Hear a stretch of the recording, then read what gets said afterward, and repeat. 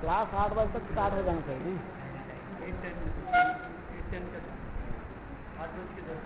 Class का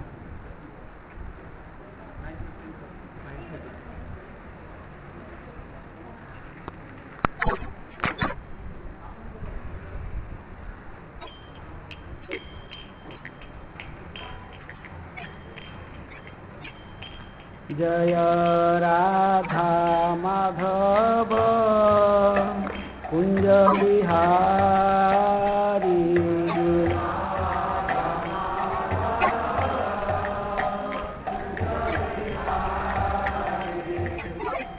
गोपी जन वल्लभ गिरिवरधारी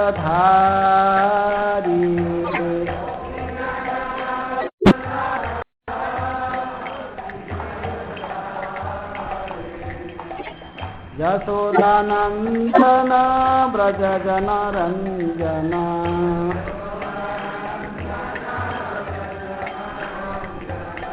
यमुना तीर वनचारी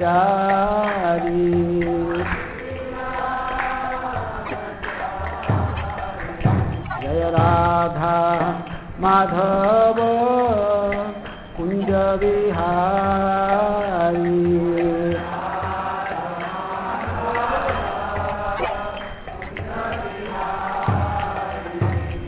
गोपी जन वल्लभ गिरिवरधारी गोपी जन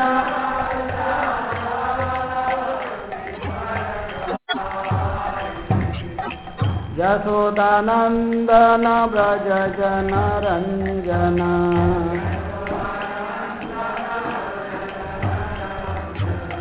यमुना तीर वनचारी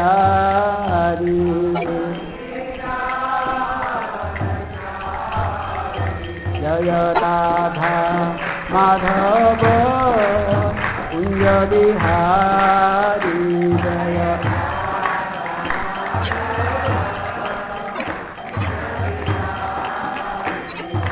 गोपी जन वल्लभ गिरिवरधारी जय गोपी जन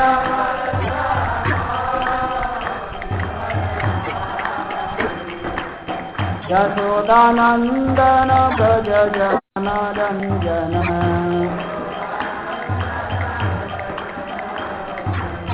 यमुना तीर वनचारी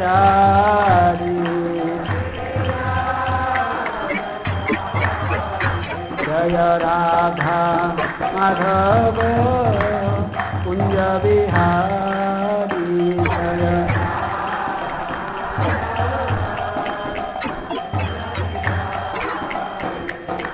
गोपी जन वल्लभ गिरिवरधारी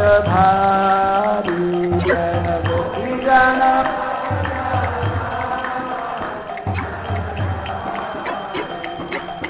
यशोदानंदन ब्रज जन रंजन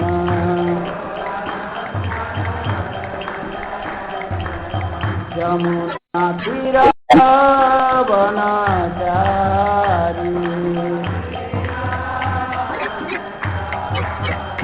जय राधा माधव कुंज बिहारी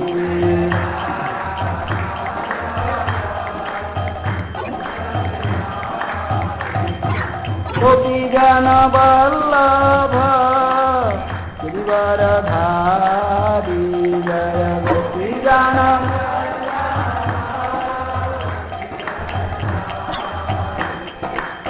यशोदानंदन ब्रज जन रंजन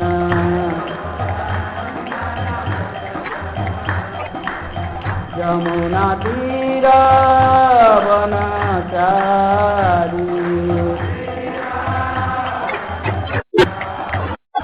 जय राधा माधव कुंज बिहारी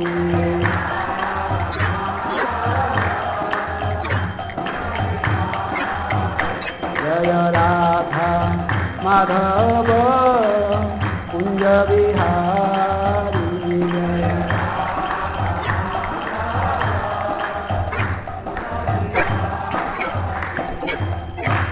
जय ओम विष्णुपाद परमहंस परिव्राज काचार्य अष्टोत्तर श्री श्रीमद कृष्ण कृपा स्मृति अभय चरणारविंद भक्ति वेदांत स्वामी श्रील प्रभुपाद की जय। इस्कॉन बीबीटी फाउंडर आचार्य डिवाइन ग्रेस श्रील प्रभुपाद की जय। श्री श्री राधा गिरिधारी भगवान की जय। जगन्नाथ बलदेव सुभद्रा महारानी की जय। श्री श्री गौरनिताय की जय। ग्रंथराज श्रीमद्भागवतम की जय। समवेत वैष्णव भक्तवृंद की निताय गो प्रेमानंदी। ओम नमो भगवते वासुदेवाय।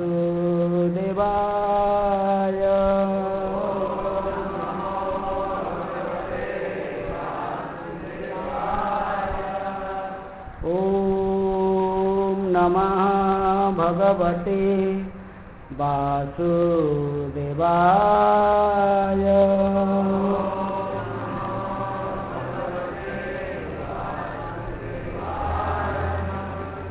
ओम नमः भगवते वासुदेवाय।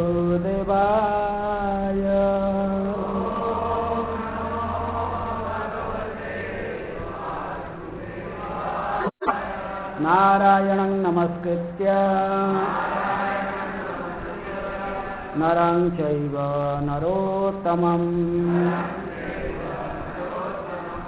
देवीं सरस्वतीं व्यासं ततो जयमुदीरये। नष्टप्रायेषु अभद्रेषु नित्यं भागवत सेवया। भगवते उत्तम श्लोके भक्तिर्भवति नैष्ठिकी।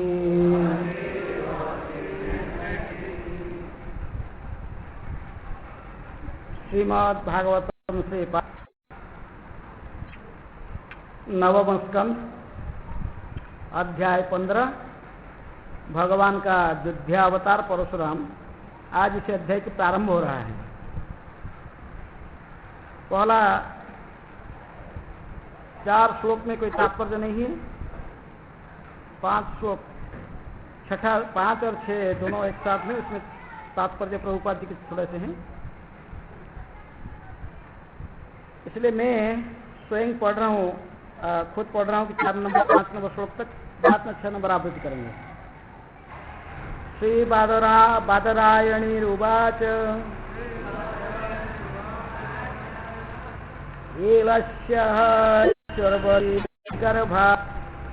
एलस्य च उर्वशीर्गर्भात् कडासन्नात्मजा नृप आयुषुतायु सत्यायु रयो अथ विजयो जयः। सुखदेव गोस्वामी ने कहा, हे राजा परीक्षित, पुरुरवा ने उर्वशी की गर्भ से 6 पुत्र उत्पन्न किए। उनके नाम थे आयु, सुतायु, सत्यायु, रय, विजय तथा जय। सुतायोर्वसुमान पुत्रः सत्यायोश्च सुतञ्जय। रयस्य सुत एकश्च जयस्य तनयो अमितः। भीमस्तु विजयस्याथ काञ्चन यत्र कस्ततः तस्य जह्नु सुतसङ्गं गण्डुषीकृतः यो अपिवत्। सुतायु का पुत्र वसुमान हुआ, सत्यायु का पुत्र सुतंजय हुआ, रय का पुत्र एक था, जय का पुत्र अमित था और विजय का पुत्र भीम हुआ। भीम का पुत्र कांचन, कांचन का पुत्र होत्रक और होत्रक का पुत्र जह्नु था, जिन्होंने एक ही घूंट में गंगा का सारा पानी पी लिया। जह्नुस्थु पुरस्तस्याथ बलाकश्चात्मजो आजकः ततः कुशः कुशस्यापि कुशाम्भुस्तनयो वसुः कुशनाभश्च चत्वारो गाधिरासीत् कुशाम्भुजः। जन्नु का पुत्र पुरु था, पुरु का बलाक, बलाक का अजक और अजक का पुत्र कुश हुआ। कुश के 4 पुत्र हुए जिसके नाम थे कुशाम्भुज, तनय, वसु तथा कुशनाभ। कुशाम्भु का पुत्र गाधी था। तस्य सत्यवतीं कन्यां रुचिकजाचतः द्विज वरं विसदृशं मत्वा गाधीर्भार्गवम् अब्रवीत्। ये दोनों श्लोक साथ में है लेकिन लास्ट श्लोक लिखा है। एकतः श्याम कर्णानां हयानां चंद्रवत्सां सहस्रं दीयतां शुल्कं कन्याया कुशिका वयम्। एकतः श्याम कर्णानां हयानां चंद्रवर्चसां सहस्रं दीयतां शुल्कं कन्याया कुशिका वयम्।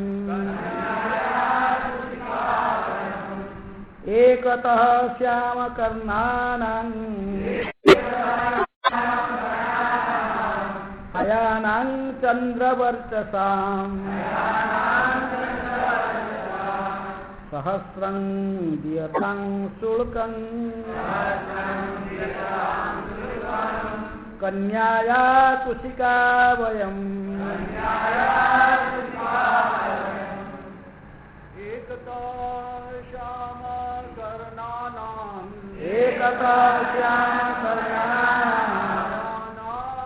चंद्रवर्चसां हयानां चंद्रवर्चसां सहस्रं दीयतां शुल्कं कन्याया कुशिका वयम्। कन्याया कुशिका वयम्।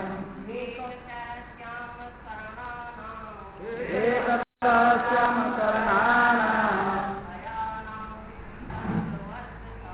हयानां चंद्रवर्चसां सहस्रं दीयतां शुल्कं कन्याया कुशिका वयम्।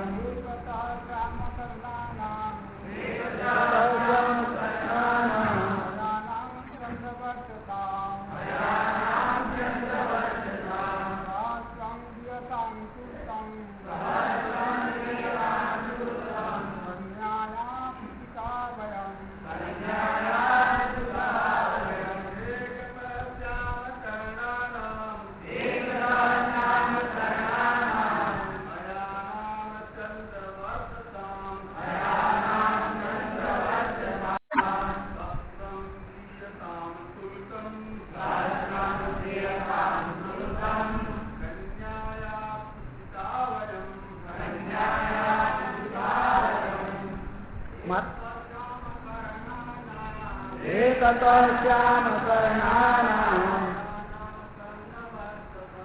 हयानां चंद्रवर्चसां सहस्रं दीयतां शुल्कं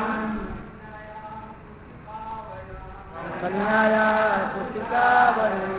माताएं एकतः श्याम कर्णानां हयानां चंद्रवर्चसां सहस्रं दीयतां शुल्कं कन्याया कुशिका वयम्।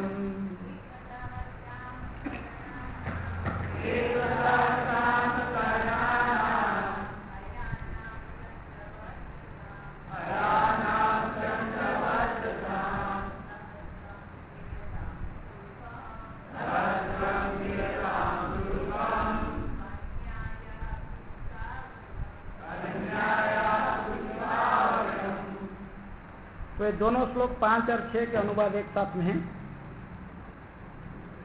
अनुवाद।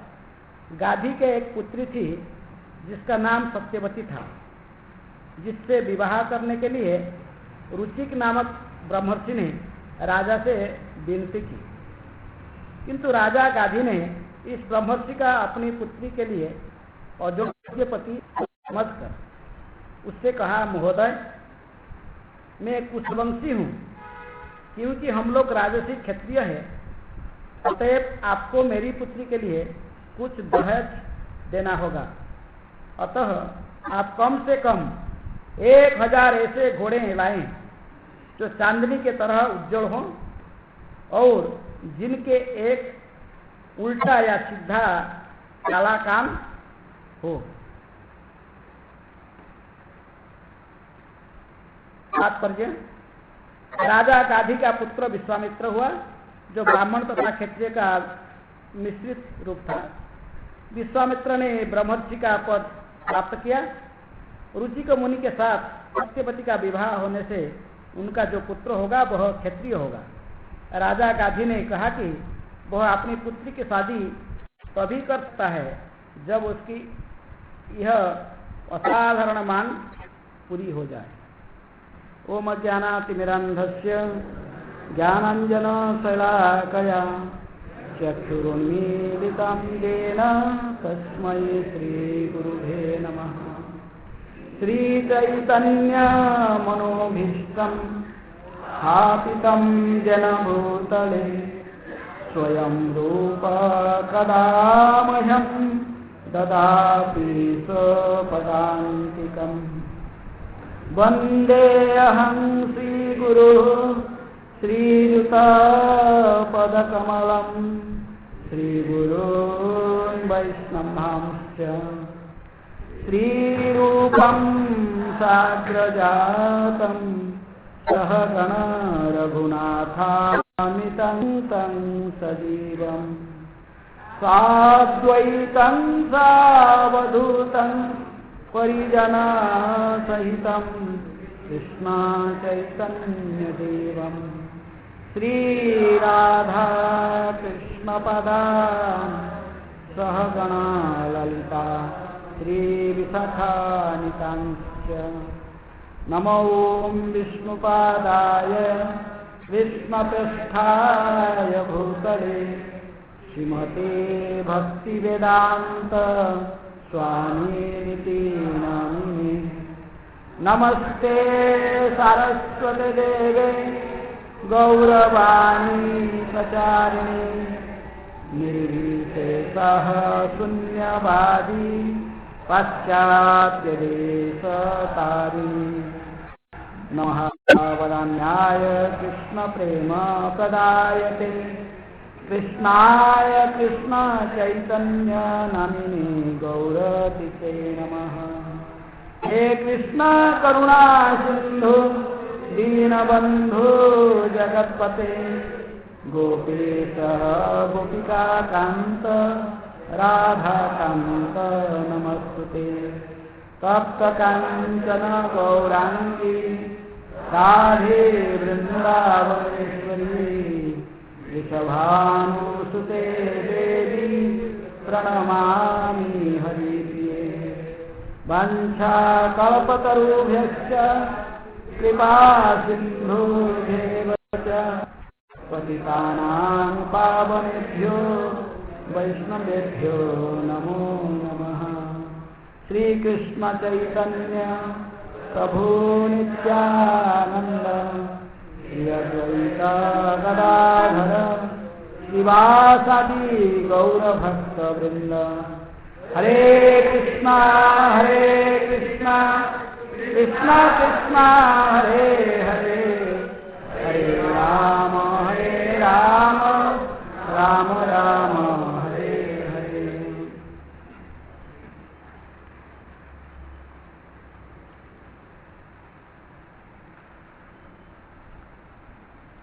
तस्य सत्यवतीं कन्यां रुचिको अयाचतः द्विजः वरं विसदृशं मत्वा गाधीर्भार्गवम् अब्रवीत्।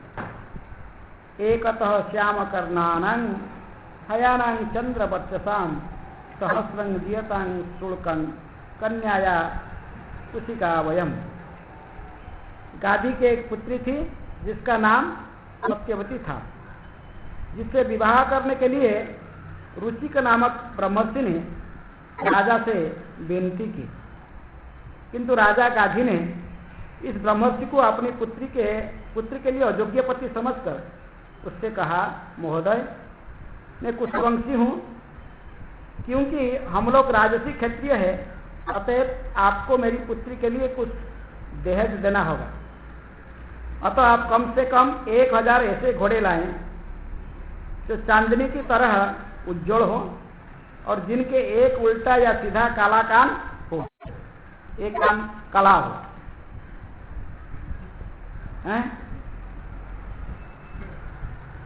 यहाँ पर उल्टे बात है। दहेज कौन देता है? जो कन्या शादी बने, जो शादी होता है, दहेज कौन देता है? कन्या के पिता दहेज देता है। कन्या के साथ कुछ अच्छे गहने, साड़ी और जो कुछ देता है, साथ में कुछ दासिये भी जाते हैं। ये राजा है, लेकिन ये इनको इच्छा नहीं था कि उनको अपने पुत्री देने के लिए। किनको?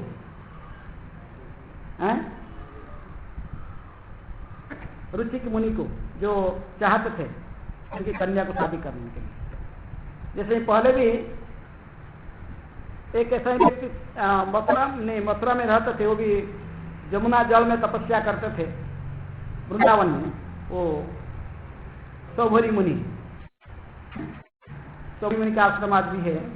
सौभरी मुनि ने जमुना के जल के अंदर डूबकर वहां तपस्या करते थे। मछलियों के बीच में बैठकर तपस्या करते थे। गरुड़ जी आता था, गरुड़ जी आते थे मछली खाने, और कई हजार साल तपस्या करता, लेकिन हठात उसके मन में देखिए मैंने गरुड़ जी के प्रति अपराध किया, क्योंकि गरुड़ जी मछली पकड़ के खाते थे, उसको ममता हो गया था मछलियों के परिवार में। तो गरुड़ जी को मना किया, इधर आकर मछली मत पकड़ो, यहाँ से खाना नहीं। गरुड़ जी क्यों सुने? भगवान विष्णु की वाहन है, तो उनके आहार है तो खाते थे। लेकिन एक बार गरुड़ जी ने आए और एक मछलियों की जो सरदार था, सबसे बड़ा मछली को उठाया, तो बड़ा गुस्सा हो गया। कौन?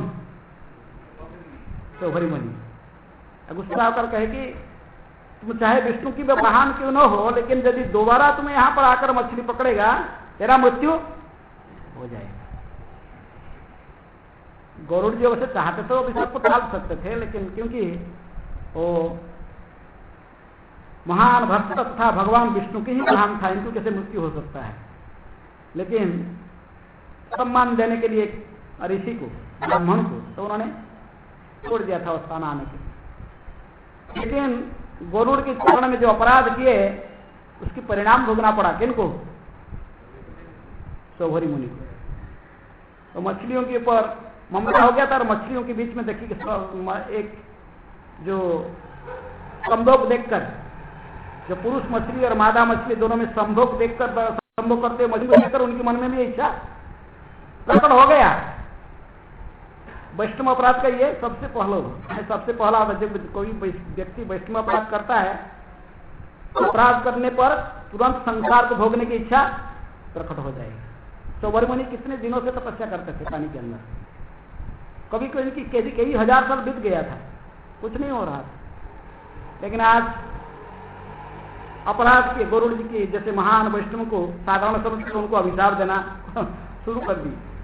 वैष्णव कभी किसी को अभिशाप नहीं देते हैं। वैष्णव की कभी सहनशील है। सुनादपि सुनिचे न करोड़ोपि सहिष्णुना अमानिना मान देना कीर्तनिया सदा हरि। गरुड़ जी सहन करके वो अभिशाप दिए, गरुड़ जी कुछ प्रतिकार नहीं किया, लेकिन वो चुपचाप चले गए, लेकिन उसकी प्रतिक्रिया को भोगना पड़ा। अब उन्होंने भी ऐसा ही पानी के अंदर से निकले और आए चले सीधे कहा? मथुरा के राजा ये मानधाता। अब राजा मानधाता के पास में गए। उनकी कितनी पुत्री थे? 50 पुत्री थे। और बस उनके राजा को कहे कि मुझे पुत्री दे दो शादी करने के लिए, मैं भी गृहस्थ आश्रम में जाना चाहता हूँ, दे दो। तो राजा ने भी इसी प्रकार, जिस प्रकार यहाँ पर ये कौन? महाराज नहीं, महाराज रुचिक नहीं, रुचिक तो रुचि है, महाराज गाजी ने। समझिए कि ये जो रुचिक मुनि आए सामने, ये एक ब्राह्मण है, ऋषि है, कई जो दिनों से तपस्या करने के उपरांत शरीर सब अस्थि कंकाल सारा हो जाता है, हड्डी सब दिखाई पड़ता है, गाल घुस जाता है, दाढ़ी बाल ये सब जटाजुट, ये एक राजकन्या को शादी करने के लायक नहीं होते हैं। वहां पर भी इस प्रकार वो महाराज मानधाता ने भी सोचा था कि ये जो शोभरी मुनि पानी के अंदर कई हजार साल निकल कर आए तो शरीर में सिकुड़, ऐसे पूरे शरीर सिकुड़ गया था चमड़े से वो, और तो हड्डी दिख रहा था, गाल घुस गए थे, दाढ़ी बाल, और ये सोचे कि राजकन्या को शादी करेंगे। तो वहां पर भी वो राजा ने वैसे कहा ठीक है महाराज, क्यों जानते थे कि महान जोगी है, वो अपना अभिशाप देकर सर्वनाश कर देगा मेरा। ये भी भय रहता है ब्राह्मणों के प्रति, खेती राजाओं की भय रहता है कि अभिशाप न दे, अभिशाप देगा तो सर्वस्व सर्वनाश कर सकते हैं, अभिशाप दे सकते हैं जोग शक्ति की बात पर।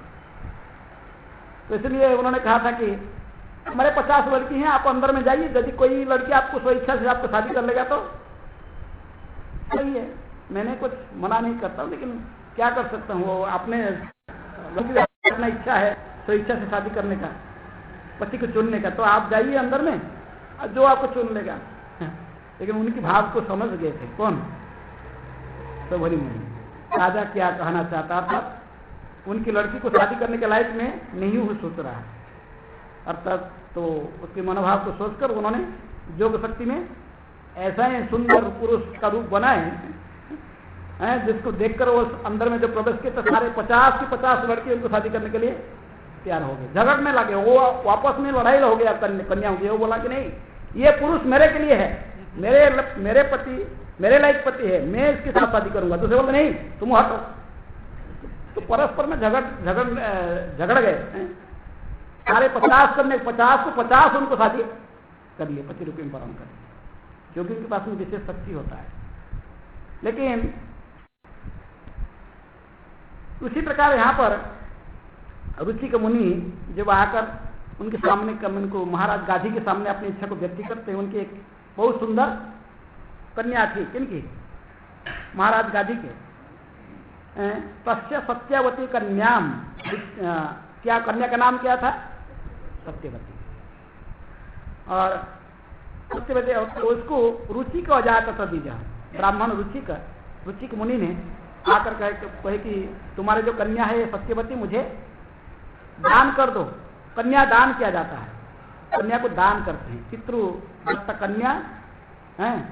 यदि पिताजी स्वेच्छा से किसी कन्या या को दान कर देता है, राज दत्त भूमि, राजा यदि स्वेच्छा से किसको जमीन देता है तो कहते कि वो जो दान ग्रहण करता है के लिए बहुत अच्छा सौभाग्य की बात होता है।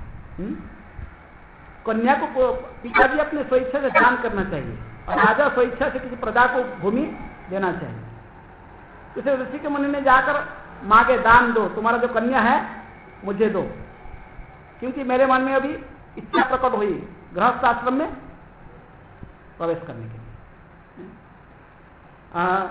परंतु ऐसी गृहस्थ ऐसे ही इच्छा प्रकट हो जाती, भोगने की, संसार को भोगने का इच्छा, जैसे सौगोरी मुनि के मन में भी प्रकट हुआ। जब कभी हम किसी अपराध करते हैं, नहीं तो जब ब्रह्मचारी जीवन बिताता है, ब्रह्मचर्य धारण करके बस कई सालों से रहा है, अनष्ठिक ब्रह्मचारी है, तो उसके मन में कैसे पैदा होता है? क्योंकि हम देखते कि 50 पूरे लॉन्ग टाइम चले जाता है, और 50 उम्र भी हो जाता है, 50, 55, 60 साल में भी फिर भी एक शादी कर लेता है।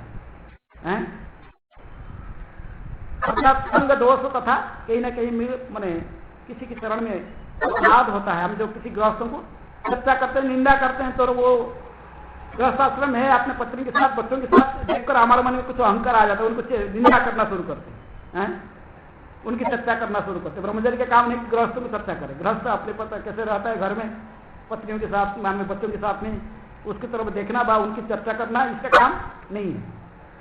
कभी कभी ब्रह्मचारी लोग निंदा करते हैं, किनका?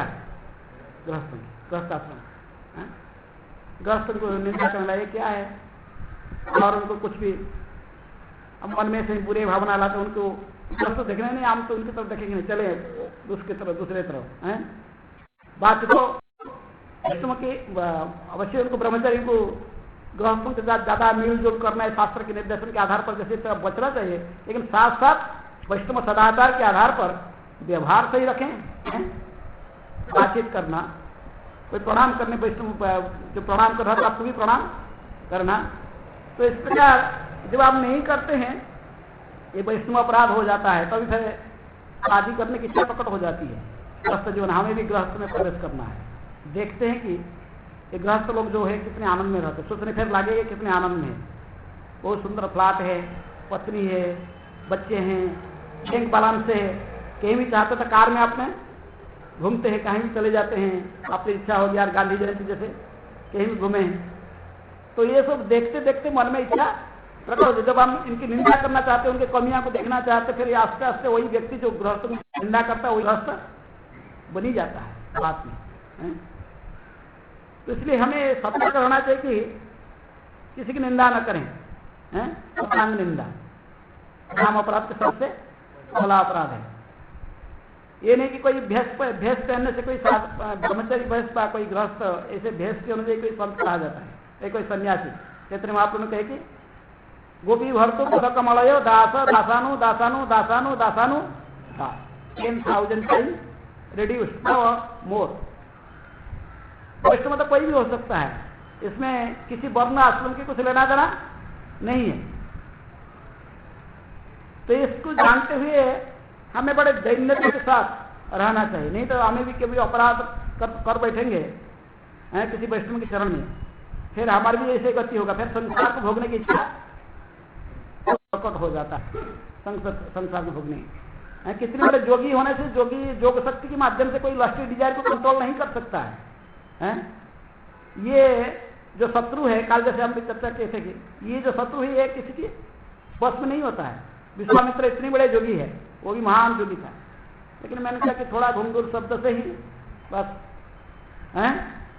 विचलित हो गया, फिर मन में सेक्स डिजायर पैदा हो गया। तो इसलिए बड़े सतर्कता से रहना चाहिए। वैष्णव किसी भी वर्ण आश्रम में रहकर भी भगवान के महान भक्त परमहंस बन सकता है। जो भक्ति ठाकुर ने गृहस्थ आश्रम में रहते हुए भी किस प्रकार जीवन को निभाया, कैसे ही उनकी पुत्र कौन, भक्ति सिद्धांत सरस्वती ठाकुर, वो नष्टिक ब्रह्मचारी थे, वो भी परमहंस थे, ठाकुर भी परमहंस थे। कोई शंका है इसमें? कोई ब्रह्मचारी आश्रम में रहकर भी परमहंस स्थिति को प्राप्त कर सकता है, कोई गृहस्थ आश्रम में रहकर भी उस स्थिति को आ सकता है। लेकिन जब हम निंदा करना शुरू करेंगे एक दूसरे को श्रेष्ठ मानेगा, तो फिर हम वैष्णव को रद्द करेंगे तो भजन में मन नहीं लग सकता है, फिर मन इधर उधर जाएगा।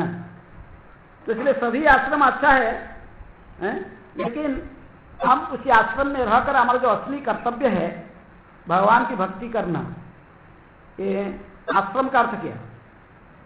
हम ये कहते हैं ब्रह्मचर्य आश्रम, गृहस्थ आश्रम, वानप्रस्थ आश्रम और संन्यास आश्रम। किवा विप्र किवा न्यासी शूद्र के नाय जेऊ कृष्ण तत्ववेता से ही गुरु है। इतने महाप्रभु की निर्देशन है। कोई भी किसी महाप्रभु ने कृष्ण कथा को सुनने का, जो बोलने का अधिकारी किसको माना? रामानंद। शूद्र थे, गृहस्थ थे, लेकिन महाप्रभु ने उन्हीं की मुख से कृष्ण कथा को श्रवण किया। और दूसरे भी उनके जो मुख्य सहचर थे, दूसरे थे बैरागी, कौन? स्वरूप दामोदर गोस्वामी, महान बैरागी शिरोमणि है। वो भी सन्यास एक प्रकार सन्यास लिए थे बनारस में, लेकिन क्षेत्र सन्यासी रूप में रहे पुरी में, और उनके सेक्रेटरी थे। ये भी कृष्ण कथा, इन भी कृष्ण के संबंधित गीतों को गाते थे, बहुत सुंदर गीत गाकर चैतन्य महाप्रभु को सुनाते थे, और दूसरे कृष्ण कथा सुनाते थे। कौन? राय रामानंद, दोनों रहते थे। रामानंद कृष्ण कथा स्वरूपेर गान विरह वेदनाते प्रभु राखे परा। रामानंद राय के कृष्ण कथा और स्वरूप दामोदर गोस्वामी की कृष्ण की गान, कृष्ण कथा, कृष्ण संबंधित जो गाना है, जयदेव गोस्वामी के गीत गोविंद से, चंडीदास विद्यापति के पद्यावली से, या कृष्ण कर्णामृत से उन्होंने गाकर उनको सुंदर गीत गाकर महाप्रभु को सुनाते थे और दूसरे कृष्ण कथा कहते थे। लेकिन मुख्य बात है कि हम परस्पर मिलजुल के ही भगवान की सेवा में रहें। मुख्य लक्ष्य क्या है? भगवान की प्रसन्न करने के लिए, भगवान को प्रसन्न करने के लिए समस्त इंद्रियों को उनकी सेवा में लगाना है। इसलिए प्रभुपाद ने संस्था बनाया इस क्रम में, इसमें सभी मिलजुल कर रह सकते, पूरे विश्व इसमें निवास कर सकता है। ऐसा ही संस्था बनाया गया जिसमें पूरे विश्व निवास कर सकता है। लेकिन प्रत्येक आश्रम में कुछ नियम है, जो जिस आश्रम में रहता तो उन नियमों को अवश्य भी पालन करें, उन नियम का आधार पर चलें। सदगुरु के निर्देशन में साधु शास्त्र गुरु, जो कि आध्यात्मिक जीवन में उन्नति करने के लिए 3 आवश्यकता है। कौन सा? साधु शास्त्र गुरु, तीनों को बैलेंस रख के चले आगे हैं। कैसे चलना है? तो ब्रह्मचर्य है हमारे लिए क्या नियम है? शास्त्र कहता है क्या नियम है ब्रह्मचर्यों के लिए, कैसे रहना, कैसे उनके चाल चलन व उनकी गतिविधि कैसे शास्त्र में वर्णन की गई है। ब्रह्मचर्य है तो उसका 8 प्रकार के नियम पालन करना है, स्त्रियों से कैसे दूर रहना है। तो माता को भी जानना चाहिए कि ब्रह्मचर्य है तो उसको उसकी कोई अच्छा ब्रह्मचर्य, प्रकृति में यदि कोई भक्ति में आगे बढ़ता है, कोई अच्छी वरिष्ठ माता जी है तो अच्छे ब्रह्मचर्य देखते हैं तो उसको खुश होता है, वो प्रशंसा करता है, अच्छे बोलते हैं अच्छे ब्रह्मचर्य है। वो जानते हुए उससे भी दूर रहता है, उसके साथ ज्यादा मिलजुल करना व उनसे बातचीत। ब्रह्मचर्य के काम है माताओं से बात ना करें, ज्यादा बात ना करें, दूर रहे। कृष्णदास कविराज गोस्वामी कहते कि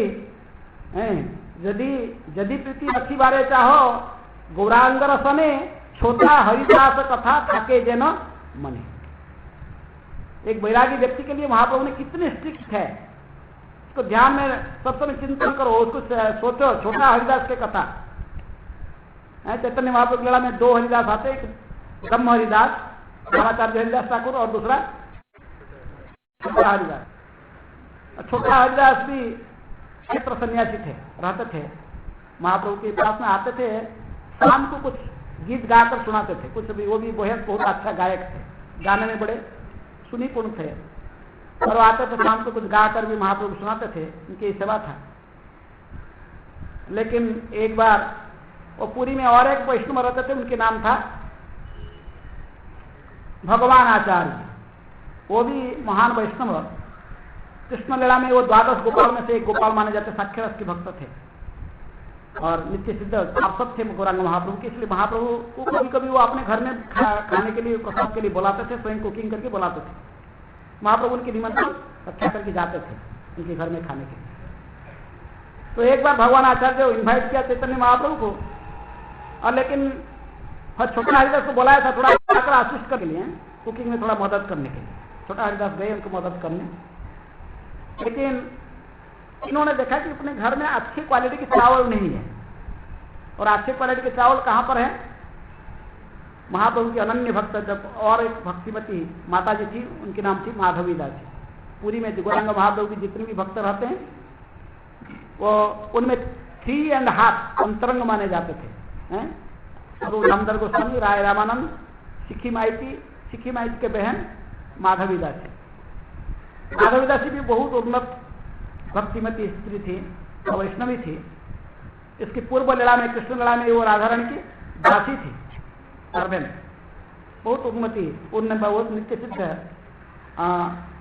भक्तिमती वैष्णवी थी। और उन्होंने अच्छी क्वालिटी की बहुत चावल बनाकर अपने घर में रखी, बहुत एक क्वालिटी के चावल। भगवान आचार्य को पता था, तो उन्होंने इनको बोले कि हरिदास तुम जाकर माधवी दासी से 1 मान चावल ले आओ। मान माने वो रोकने के लिए होता है, और ऐसे डब्बा होता है, उसमें 900 ग्राम लग होगा था। पूरी में इसको मान नहीं, उड़िया में इसको मान कहते हैं। किलो होता तो ये 1000 ग्राम होता है, वो 900 ग्राम लगभग होता है। तो मान 1 मान चावल ले आओ। महाप्रभु के लिए उन्हें कुकिंग करके बहुत अच्छे और मैं खिलाऊंगे आज, मेरी इच्छा है। तो उन्होंने गए मांगने के लिए, गए छोटा हरिदास। कहने पर जाकर माधवी दासी बड़े प्रसन्न हुई जब कि उसकी जो चावल है महाप्रभु के लिए रंधन किया जाएगा, महाप्रभु की सेवा में लगेगा। तो उन्होंने दिए, एक मान चावल दिए, लेकिन चावल देने के बाद थोड़ा सा वो खड़ा होकर, एकांत में कोई नहीं थे, माधवीदास जी थे और वो थे छोटा हरिदास, दोनों थोड़ा कुछ बातचीत दुख सुख कुछ बातचीत हुए और उसके बाद फिर वो वापस आए, चावल दे दी भगवान आचार्य जी को। समय पर कुकिंग हो गया और भगवान आचार्य ने कुकिंग करके अन्य प्रकार के व्यंजन, सब प्रकार की सब्जियां, दाल, सब बहुत प्रकार के बनाए थे और सभी केले के पत्ते के ऊपर रखकर तुलसी मंजरी डाल के बड़ा भोग लगा कर रख के रेडी रखे टिफिन के लिए। महाप्रभु ठीक समय पर स्नान करके पधारे, समुद्र स्नान करके वहां पर दोपहर के समय पधारे और महाप्रभु ने पहले इतने सुंदर प्रसाद को देखकर बहुत प्रशंसा की, तुम धन्य हो भगवान आचार्य, आज तुम ऐसे ही अन्न व्यंजन भगवान कृष्ण को, जगन्नाथ को अर्पण किया, तो बहुत भाग्यवान हो। लेकिन ये अन्न से इतनी सुगंधित अन्न है, इतनी सुंदर अन्न देखने में लोभ उत्पन्न हो रहा है अन्न प्रसाद के प्रति, लेकिन इसी सुंदर अन्न प्रसाद तुम भगवान को अर्पण किए, तुम धन्य हो। लेकिन लाया कहां से इतनी सुंदर अन्न, कहां से लाया? तुम्हारे घर में था ना और कहीं से? तो उन्होंने कहा कि मैंने इसको माधवीदासी से मंगवाया। तो माधवीदासी से तो कहीं कौन लाया जाकर? अभी हरिदास सोचता कि मेरे नाम जब सुने के महाप्रभु नहीं जाके लाया तो खुश होंगे, लेकिन तो कह के छोटा हरिदास को भेजा था, वही लेके आया। महाप्रभु ने ये नाम सुनते कि छोटा हरिदास जाकर लेके आया तो गंभीर हो गए, कुछ बोले नहीं, चुप शांत पूरे गंभीर रूप में। उसके बाद और बातचीत नहीं की, प्रसाद को ग्रहण किए, ग्रहण करके सीधे हाथ धोकर सीधे डायरेक्ट चले गए अपनी कुटी में, गंभीरा में गए और गोविंद को कहे आज से ये छोटा हरिदास के लिए मेरे गेट बंद है, दरजा बंद है, यहां नहीं छोड़ना उसको अंदर, मेरे साथ इसका कोई संपर्क आज से नहीं है। कुछ कारण भी बताए नहीं, गंभीर थे, उनको पूछने के लिए भी कोई इसकी हिम्मत नहीं हुआ। महाप्रभु थे तो शाम के समय हर दिन का ड्यूटी जैसे लगाता था, छोटा हरिदास आज भी आया, और आज भी आया तो कहते गोविंद कहा कि अंदर जाने के आपको अधिकार मना है। महाप्रभु ने मना किया, आप अंदर नहीं जा सकते। बोले क्या कारण, क्या न कारण क्या पता ही नहीं, हमें पूछने के लिए हमारी हिम्मत नहीं है, बहुत गंभीर थे, मैं नहीं पूछा, लेकिन आपको नहीं जा सकते अंदर, मना है। तो छोटा हरिदास बड़ा दुख होने लगा, तो सर्व अंदर गोस्वामी को पूछे जाकर, पूछे बोले कि नहीं, तो वापस है, लेकिन प्रत्येक दूसरा दिन गया फिर मना है, तीसरे दिन गया मना है, नहीं अंदर नहीं जा सकते हो। अंदर गोस्वामी जाकर पूछे महाप्रभु को क्या हुआ, छोटा हरिदास को क्यों मना है? तो वो खाना भी नहीं खा रहा है, उपवास है, बहुत रो रहा है, तो उसको मना क्यों आप किए अपने पास आने के लिए? महाप्रभु ने कुछ बोले नहीं, केवल कहे कि बैरागी हैया करे स्त्री संभाषण, देखीते न पारी आमी सहार बदन। बैरागी है, वैराग्याश्रम में है, लेकिन एकांत में जाकर स्त्री के साथ बातचीत करता है, हम इसके मुख भी नहीं देख सकता। और कुछ नहीं, फिर शांत हो गए। कभी स्रोत ने थोड़ा भाषण देके कोई तो वो ऐसे मिस्टेक कर दिया, कभी एक इस टाइम माफ कर देना चाहिए, महाप्रभु के नहीं, माफी नहीं है। ऐसे ही व्यक्ति की माफी नहीं है कि महाप्रभु अंतर नहीं, वो एकांत में एक स्त्री से बातचीत कर रहा था, क्या उसकी माइंड में था, क्या था, वो महाप्रभु जानते, मना कर दे नहीं। इस बात में अन्य पार्षद लोग, राय रामानंद भी और जितने भी पार्षद थे, यहाँ तक के सभी महाप्रभु के जितने भी पार्षद, सब लोग आते एक एक करके रिक्वेस्ट के सभी लोग, लेकिन महाप्रभु किसी के रिक्वेस्ट स्वीकार नहीं किया। बोले ऐसे ही दातासी पे जो बैरागी आश्रम धारण करके फिर भी स्त्रियों से बातचीत करता, उसको मैं कभी उसके मुख नहीं देख सकता। सभी लोग सोचे कि अच्छा परमानंदपुरी को भेजते हैं। परमानंदपुरी माधवेंद्रपुरी के शिष्य हैं। गौरांग महाप्रभु परमानंदपुरी को अपने गुरु के सब मानते थे, क्योंकि माधवेंद्रपुरी के शिष्य अपने उनके महाप्रभु की गुरु ईश्वरपुरी उनकी गॉड ब्रदर होते थे, इसलिए उद्धव के अवतार थे परमानंदपुरी, महाप्रभु के साथ नहीं रहते थे। पूर्व लीला में वो उद्धव थे, तो इसलिए महाप्रभु बड़े उनको सम्मान करते थे। और सभी भक्त मिलकर कहे कि आप थोड़ा जाकर बोलिए भक्त को, मैंने रो रहा है, 7 दिन बीत गया, अभी तो कुछ खाता नहीं है, पीता नहीं, हर दिन रात रोता है। महाप्रभु इसको धारण किए, जाने के लिए मना उनके पास में, आप कुछ कीजिए। परमानंदपुरी है, परमानंदपुरी आकर महाप्रभु उनको देखते ही तुरंत प्रणाम किए, साष्टांग दंड अपने गुरु ज्ञान से प्रणाम किए और उनका आसन दिए बैठने के लिए। कैसे आगमन हुआ, मैं क्या सेवा आपकी कर सकता हूँ, मेरे लिए क्या आदेश है, महाप्रभु पूछे।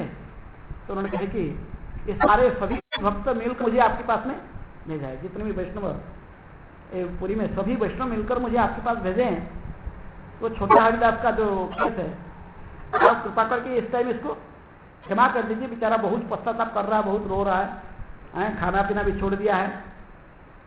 तो महाप्रभु ने गोविंद को बोले, गोविंद मेरा कमंडोल लोटा दंड कमंडोल पकड़ो और हमारे लिए और जागा रहने के लायक नहीं, चलते अलारनाथ हैं, कुछ बोले हम आप कहते परम आप यहीं पर रहिए, पूरी गोसाई आप भक्तों के साथ में यहीं रहिए, मैं चलता हूँ कहाँ अलारनाथ। ये बड़ा आश्चर्यचकित हो, तुरंत ही हाथ पकड़ के महाप्रभु बड़े शब्द में, नहीं मैंने ऐसा नहीं कह रहा हूँ, ये भक्त लोग मुझे भेजा था केवल आप तो स्वतंत्र ईश्वर हो, आप स्वतंत्र भगवान, आपकी इच्छा जो आप वो कर सकते हैं, मैं तो केवल सलाह देने के लिए आया था। सारे भक्त लोग जो बोले, लेकिन हाँ पे ही रहिए। बहुत आश्चर्य में महाप्रभु ने फिर इनको पकड़ के नेसरी परमानंदपुरी पकड़ के फिर महाप्रभु अपने आसन पर बैठाए, लेकिन कॉम्प्रोमाइज नहीं थी, नहीं किसी की बात महाप्रभु नहीं सुनी। बैरागी हैया करे स्त्री संभाषण, देखिते नवारियानी तार बदन, मैं इसके मुख नहीं देख सकता। जो ब्रह्मचारी सन्यासी हैं उनको कितनी कठिन कलर है, किनके, महाप्रभु के।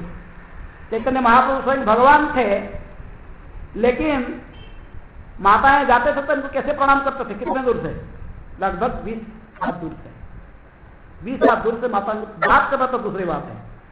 गौरांग महाप्रभु में स्त्री शब्द भी उच्चारण नहीं करते थे, प्रकृति है, प्रकृति दर्शन, प्रकृति स्त्री के जब आप कोई शब्दार्थ तो कहते प्रकृति, स्त्री भी उच्चारण नहीं करते, वो उच्चारण नहीं करते। आप दूर से 20 हाथ दूर से उनको प्रणाम करना, बातचीत करना तो दूर की बात है। इतने महाप्रभु की कठोर माने नियम था।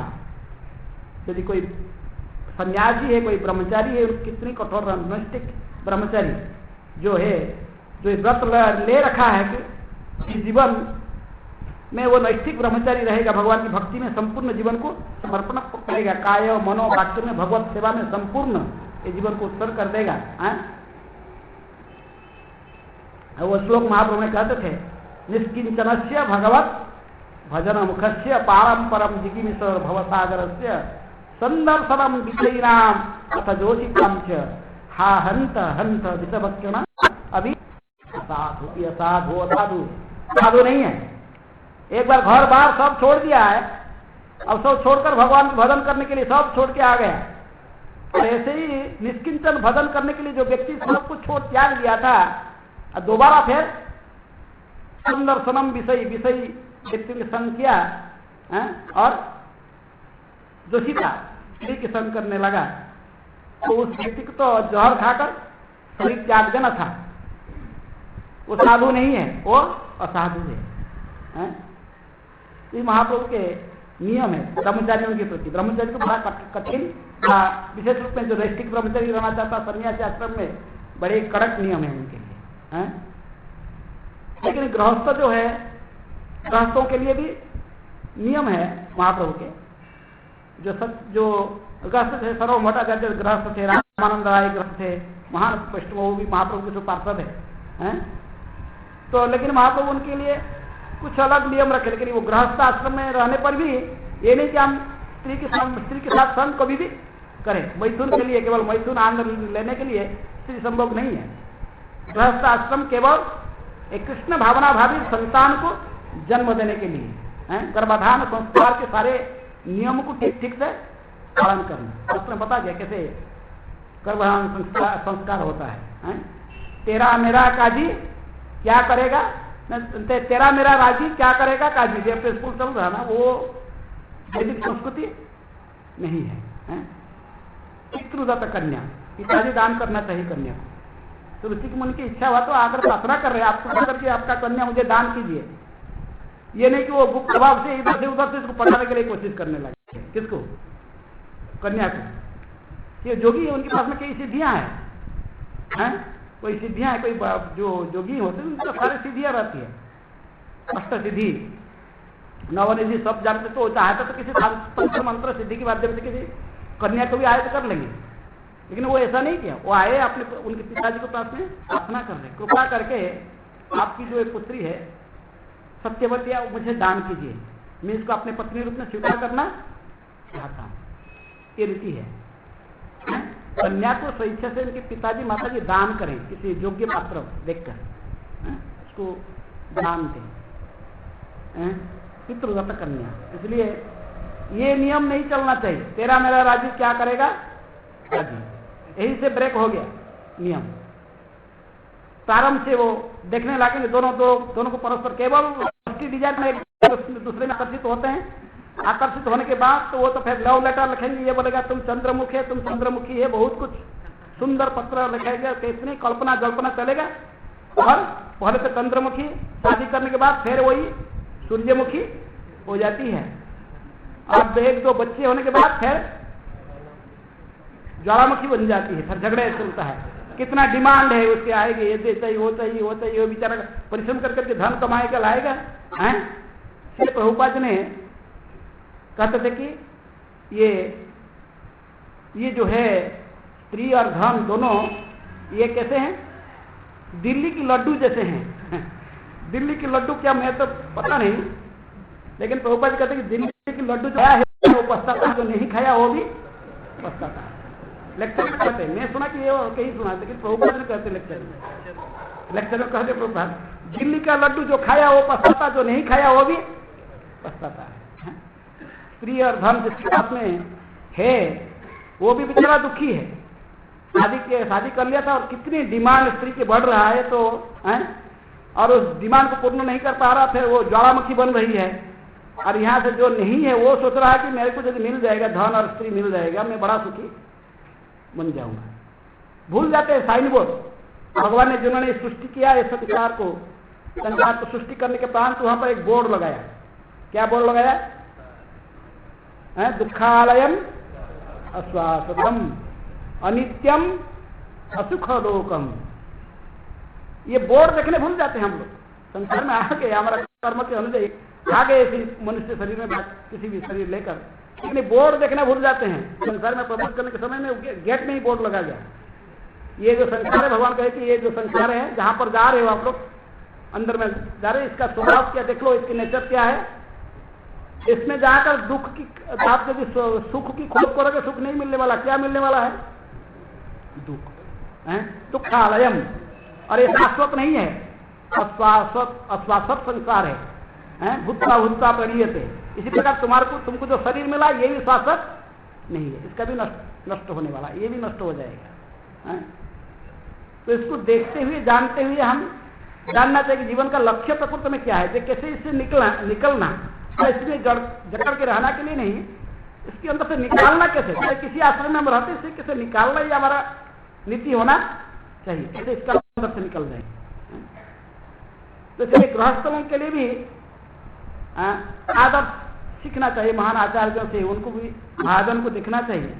12 महाजन है, 12 महाजन से कुछ हम जैसे कहते कि साधारण तो महाजन जन गतस्य पंथा, 12 महाजन में से कुछ गृहस्थ आश्रम में रहते हैं, कुछ वैरागी आश्रम है। स्वयंभू, नारद, शंभु, कुमार, कपिल, मनु, प्रहलाद, जनक, भीष्म, बलिर, व्यासकी, वयम। जमराज कहते श्लोक, ये 12 महाजन है और इनकी मार्गानुसरण करने के लिए भागवत कहता है। भागवत का जानता है, भागवत और रहस्य जानते हैं, तो इनको अनुसरण करो, भक्ति में आगे बढ़ना है। तो जो गृहस्थ है तो गृहस्थों को फॉलो करेंगे। जो आचार्य में से 12 महाजन में से शंकर जी है, ब्रह्मा जी, शंकर जी के परिवार देखिए। शंकर जी के परिवार कौन है? शंकर जी है, पार्वती है, उनके 2 लड़के हैं, कार्तिकेय और गणेश। उनकी कितनी विरोधाभास देखिए। नहीं, शंकर जी के परिवार में चाहते तो कुछ भी बना सकते कि मैंने वो तीनों लोग की मालिक है, उनके समान कौन है? ये तो अन्नपूर्णा देवी बात, तीनों लोग की सृष्टि स्थिति प्रलयकारिणी कौन? दुर्गा देवी। सारे माता जय माता जी सब को उनकी प्रार्थना करते हैं, मांगते हैं कुछ, दो हमको दे दो, दसंग देही, धनंग देही, रूपंग देही, सब उन्हीं से मांगते हैं। अब उनके पिता पति जो पति है शंकर जी, अब वो क्या नहीं कर सब जाते भोलानाथ के पास में सब मांगने के लिए, बस दोनों। लेकिन वो दोनों को भी घर बनाए नहीं। कहाँ रहते हो? कहाँ रहते?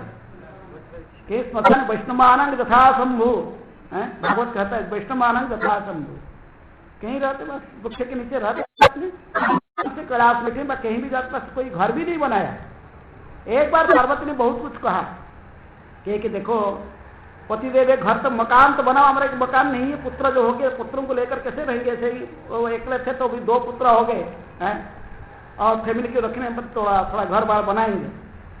शंकर जी बोले ठीक है, तो बनाते बहुत सुंदर घर बना, एकदम प्योर गोल्ड के घर बन गया, हीरा लड़ा मोती मानिक बहुत कुछ है इसमें, बहुत सुंदर एक घर बना दी, बहुत विशाल महल। पार्वती को खुश करने के लिए शंकर जी बनाए, लेकिन बनाने के बाद कहे कि पार्वती के कुछ ब्राह्मण को बुलाना पड़ेगा, ब्राह्मण घर प्रतिष्ठा करना, ब्राह्मण को दान देना देने से, ब्राह्मण वैष्णव की सेवा नहीं करने से नहीं चलेगा। उन्होंने कई ब्राह्मण वैष्णव बुलाए, लेकिन मुख्य रूप में गर्गमुनि को इन्वाइट किया। अब गर्गमुनि आए तो लास्ट में जो दक्षिणा है दक्षिणा के रूप में देने के लिए जब वो सत्य कर ले, जो कुछ मांगते हो मांग लो है, तो गर्गमुनि ने फिर क्या मांगा? सब कुछ दे दो, तुम्हारे पास जो कुछ है सारे दे दो। तो इसे कहते फिर वो उनका वहीं से फिर घर बनाना स्टॉप हो गया। वो चाहते थे तो और कुछ जो सकते में कर सकते, लेकिन वो शंकर जी बोले कि नहीं, ये हमारा भाग्य में नहीं, ये बनाना नहीं। तुम कहने पर बार बार मैं बना लिया घर, लेकिन ये घर बनाना हमारा ठीक नहीं है। हमारा काम क्या है? भगवान की भजन करना, भजन करते। लेकिन उनके भक्त सब महल में रहते, लेकिन वो जो बुद्धू है जो उनको केवल धन मांगता है, लेकिन उनको यदि मांगोगे शुद्ध भक्ति, वो भी शुद्ध भक्ति दे सकते हैं।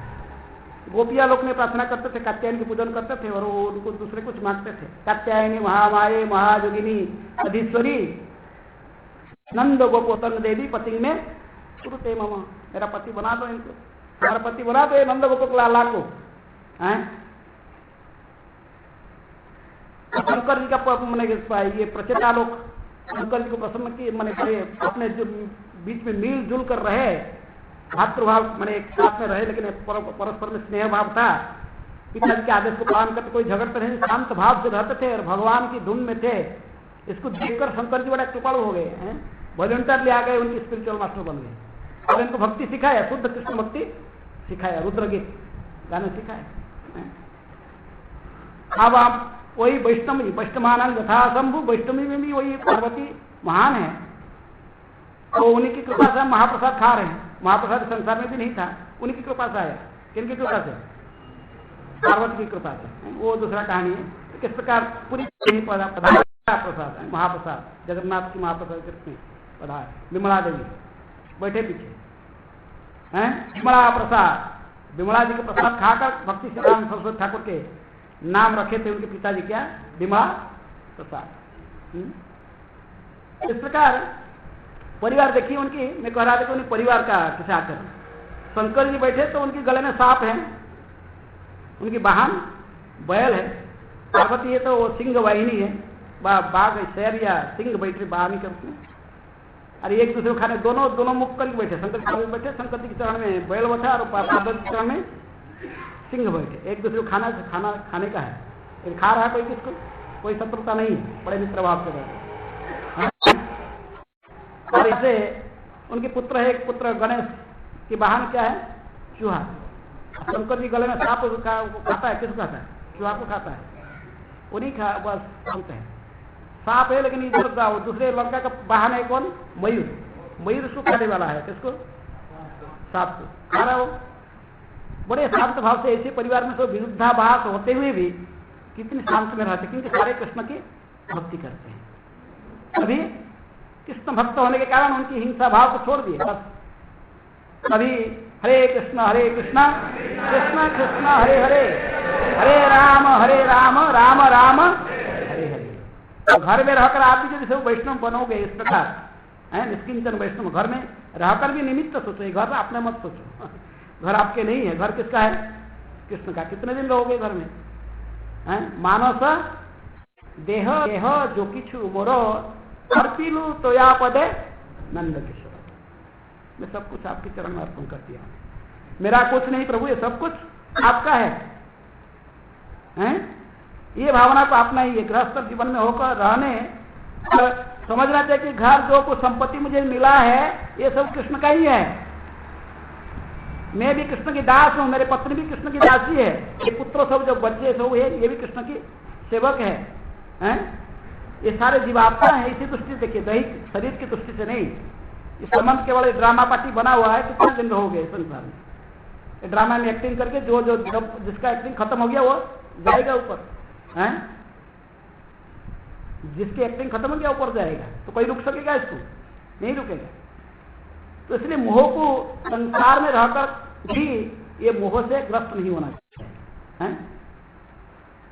महाराज चित्रकेतु का मोह कट गया जब उनके पुत्र ने कहा कि तुम कौन सा मेरे बाप है? पुत्र पुत्र पुत्र रो रहे थे, लेकिन वो उसके डेथ हो गया तो बहुत रोने लगा, रो रहे थे उस सबको पकड़ के, लेकिन वो नारद जी ने कृपा की, थोड़ा उसको जीवित करा दिए, तो कहा कौन सा बाप है, हैं? किस जन्म का बाप है? मैं तो ऐसे कितने जन्म आ गया और कितने बाप को ग्रहण किया हूँ, कितनी बाप मेरे हैं, कभी तुम मेरे बाप बना है, कभी मैं भी तुम्हारा बाप था किसी जन्म में। शास्त्र समझिए, और इसलिए जो रोल हमको दिया गया है उसी रोल को केवल निभाना है। किसी परिवार में रहते हम किसके पिताजी बने, माताजी बने, जो हमको जो रोल करना है उसको परफेक्ट करना है, जो कर्तव्य हमारा है उसकी निभाना, लेकिन अटैचमेंट नहीं रखना सारा। तो इसी प्रकार कोई आश्रम में हम तो इसको निभा सकते सच्चे से। गृहस्थ को गृहस्थ में रहकर गृहस्थ के नियम को पालन करें। गृहस्थ लोगों को नियम पालन करना वाला कठिन है कलि युग में, है कि नहीं? कितने % दान कर देना चाहिए इनकम का? गृहस्थों कितने का दान करना चाहिए? 50%। कोई देने के लिए तैयार है कोई गृहस्थ? हैं? जितनी इनकम है उसकी 50% दान कर देना, और दे देने के भगवान की सेवा में, ब्राह्मण वैष्णव की सेवा में 50% दे देना, 25% फिर आपके परिवार वर्ग को, जो इनकम का 25% में फैमिली चलाना, और 25% इमरजेंसी के लिए रखना। जो आपने भविष्य में कुछ आपका जो कर्तव्य है, तो बैंक बैलेंस डिपोजिट 25 इनकम के 25% बैंक में रखना, 25% में परिवार को चलाना, 50% कुंज बिहारी के दे देना है, सर वहाँ पर राशि बिहारी या जो जहाँ पर जुड़े हुए हैं, गोपीनाथ कहीं भी दे 50%। ये कह रहे शास्त्र 50% गृहस्थ को दान में देना। कोई देने के लिए तैयार है? कोई तैयार नहीं। प्रभुपाद जी ने जब थे तो ये कड़क नियम चलाते थे। उन्होंने वृंदावन में प्रेसिडेंट थे उस समय, प्रभुपाद जी के समय में धनंजय प्रभु जान प्रभुपाद डिसाइपल, तो प्रेसिडेंट थे। वो 5000 रुपये लेते थे अपने मेंटेनेंस उस समय का, और गेस्ट हाउस में कमरा लेके रखे थे। प्रभुपाद जी ने आए थे कि तो सुने कि ये 5000 रुपया मेंटेनेंस ले रहे हैं और गेस्ट हाउस में कमरा लेके रखे हैं। प्रभुपाद ने बोला है, बोले कि आपको कौन बोला पैसा लेने के लिए? 5000 रुपया और कमरा गेस्ट हाउस में? ये नहीं, तुम बात से हो, आपने को अपने मेंटेन करो और 50% इनकम का मंदिर में दो, है? तो मैं कहा क्या करूं, पैसे मेरे इतनी दिन में तो पूरा सेवा में लगाऊं? नहीं, गेस्ट हाउस का कमरे पहले छोड़ो, बाहर में कमरा लेके रहो, रेंट लेके। वो कहते थे हमको कोई एक्सपीरियंस नहीं था, वो विदेशी मैंने कहाँ से आए थे, स्कॉटलैंड से, इंग्लैंड से आए, तो उनको पता नहीं। लेकिन प्रभुपाद जी कहे तो उनको बाहर लेके रहना पड़ेगा, और बाहर से कुआं से पानी उठा तक उनकी पत्नी ने बकेट डाल दिया पानी उठाने के लिए, उसको उठाने का जब पता नहीं है, वो रस्सी हाथ से निकल गई और डूब गई इसका अंदर बैठ कर रो रही थी। उधर आस पास कोई ब्रजवासी देखे, फिर आकर उसको कैसे निकालना है, फिर उसको निकाले हैं, रस्सी डाल कांटा डाल के फिर उसको उठाए। लेकिन प्रभुपाद का आदेश पालन करो। प्रभुपाद ने पहले बहुत डांटा, बोला कि बंद करना पैसा लेना, लेकिन बाद में फिर बहुत बोला है। अब वो प्रेम से इनको सिखाए कैसे बिजनेस करना, उनको पता है इंश्योरेंस के बिजनेस कैसे करना, बेटी के लिए गहना कैसे बनाना, कैसे ड्रेस बनाना, और इसको विदेश में कंट्री में कैसे अप्लाई करना, अन्य इस्कॉन मंदिर में देना, और जो इनकम होगा 50% कृष्ण बलराम की सेवा में देना। और वो कहते थे कि हम जब प्रभुपाद के निर्देश में फॉलो किए हम बड़े खुश में थे, मैंने बड़े हर्षित हो गए जब हमको मेंटेनेंस 5,000 देता, हमारे पास में 25,000 रुपया रहने लगा महीना में इनकम है। इसलिए गृहस्थ को ऐसे ही गुरु की आदेश शास्त्र की निर्देशन है, फॉलो करना बड़ा कठिन है, लेकिन ये निर्देश है गृहस्थों के लिए, शास्त्र के निर्देश है। गृहस्थों को महाराज वंती के उपाख्यान नवमस्कंद में ही आएगा, महाराज वंती, और उनकी उपाख्यान में देखें गृहस्थों को कैसे पालन करते थे, लास्ट तक परीक्षा के सारे परीक्षा में उत्तीर्ण हो गए। व्रत रखे 40 दिन का, बाद में वो व्रत तोड़ने जा परीक्षा ले रहे थे, वो किस लास्ट तक अंतिम जो अंतिम था कि पानी का ग्लास वो भी दे। इस प्रकार गृहस्थों के लिए गृहस्थ 3 आश्रम को मेंटेन करता है। ये अन्य जो 3 आश्रम वो किससे चलते हैं, कौन इनको मेंटेन करेगा, गृहस्थ मेंटेन करेगा। ब्रह्मचारी वानप्रस्थ, आजकल वानप्रस्थ कोई नहीं, जंगल में कहाँ जाएंगे, फल मूल कुछ नहीं है कहाँ खा के रहेंगे, ये सभी और सन्यासी, ये तीनों ही गृहस्थ के द्वारा मेंटेन किया जाते हैं। प्रभुपाद के पिताजी गौरमोहन दे क्या करते थे, गृहस्थ से आदर्श गृहस्थ जीवन, अभी प्रैक्टिकल देख सकते हैं। उन्होंने क्या करते थे, कपड़े की दुकान में भी उनके साथ चूहा रहते थे, खिलाते थे। गृहस्थ का कर्तव्य केवल मनुष्य को नहीं, पशु पक्षियों को भी पोषण करना उनका भी कर्तव्य है, पशु पक्षियों को भी खिलाना है।